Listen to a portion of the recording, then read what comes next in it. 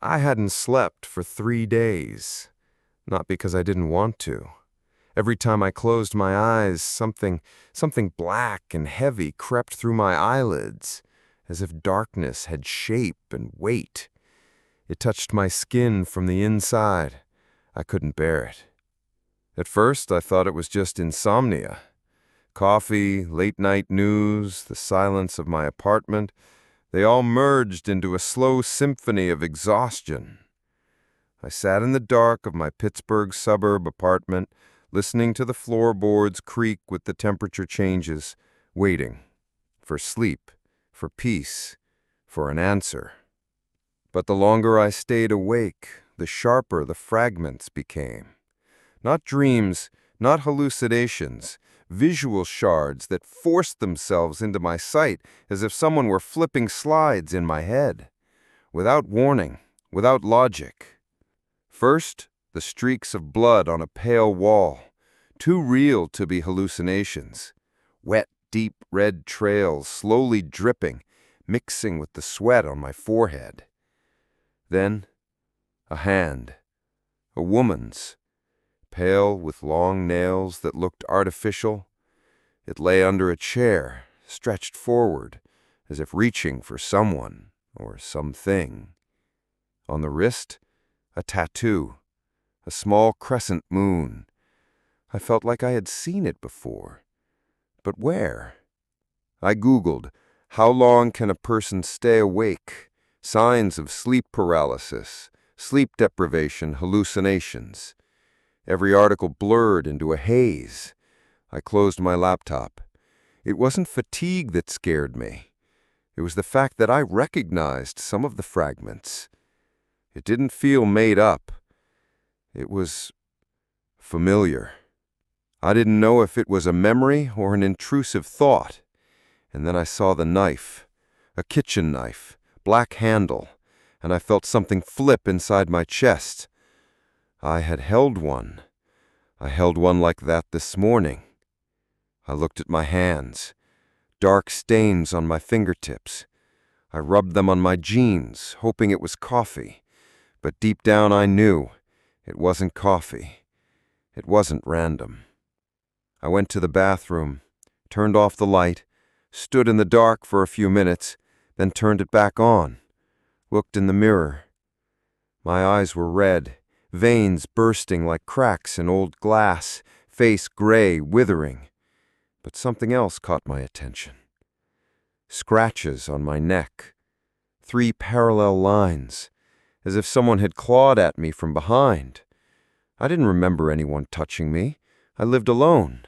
I had no visitors. And yet, the marks were too clear, too fresh. I started pacing the apartment, looking for any evidence I wasn't losing my mind. But every detail only deepened the dread. In the kitchen, 1 knife was missing. My set had always been complete, 6 knives. I had checked hundreds of times. Now, 5. And the thin-bladed black one was gone. I went to the washing machine. In the drum, white T-shirts, damp, stained with brownish smears. Not rust, something thicker. I pulled one out, sniffed.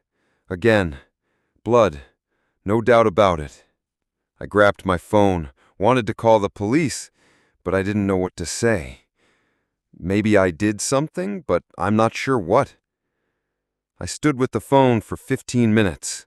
The screen went dark. I set it down. And then, another fragment. Not a flashback, a memory leak. I was in a dark room, chair under my feet. In front of me, her, the woman, the same hand with the tattoo. She was crying, silently, eyes shadowed. I didn't care. And then, I raised the knife. Not slowly, not hesitating. And then a blackout. I felt sick, vomited on the floor. I didn't know if it was my memory or something I had seen, a movie, the news. but my heart was racing as if I had done it, as if I had lived it. I opened the window, wanted to escape, jump, but I only lived on the second floor. It would have given me a broken bone, not oblivion. It started to rain, pattering against the glass. And suddenly I remembered. The news had mentioned a woman who went missing 3 days ago, from the suburbs, last seen at the corner store, near my house. I went to the computer, started searching. Her name, Sarah M. The photo, familiar face.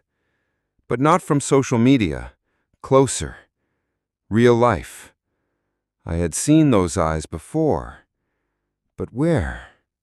I compared the tattoo, the same, small crescent on the wrist, the same hand. And then it hit me. I wasn't a witness, not a victim, not a killer. I was the killer. I thought I screamed, but no sound came out.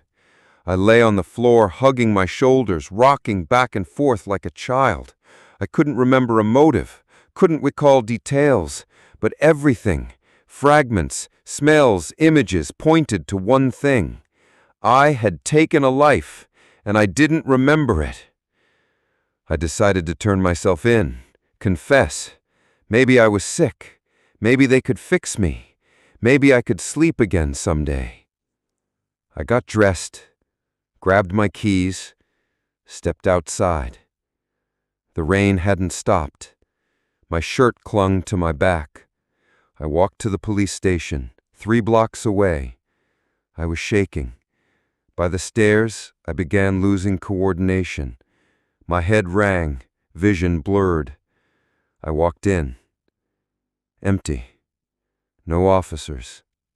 Only silence. The faint hum of fluorescent lights. I went further. No one stopped me. No cameras.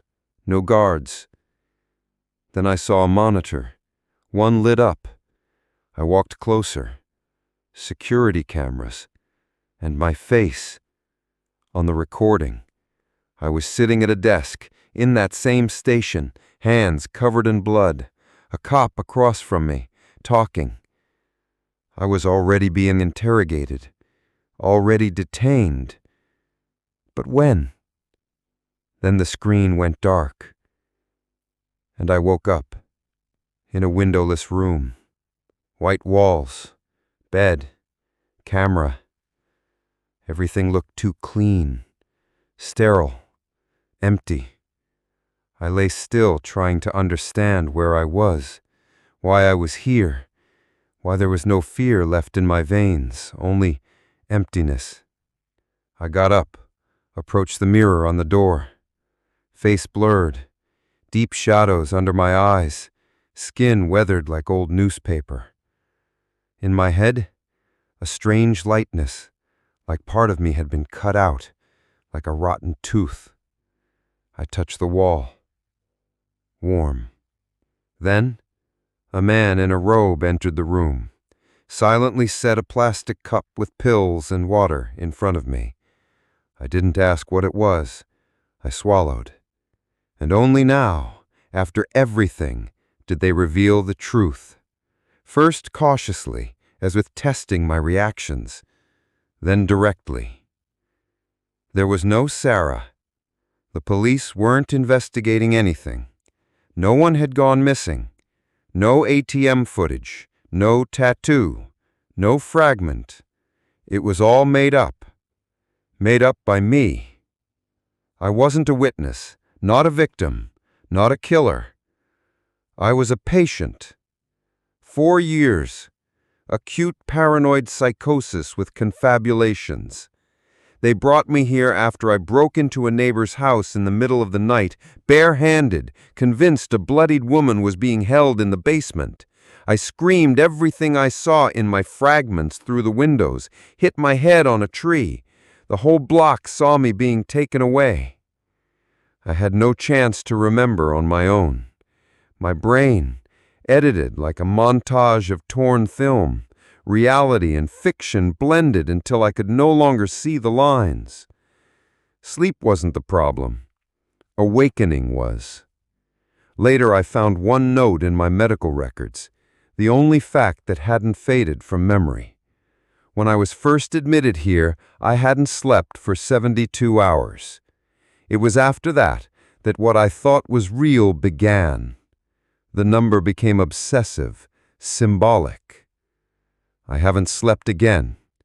Already 2 days, waiting for the 72 to hit again. Because I still don't trust them. I remember her eyes too vividly, her tattooed hand, the smell of blood on fingers. And if it wasn't me, then who?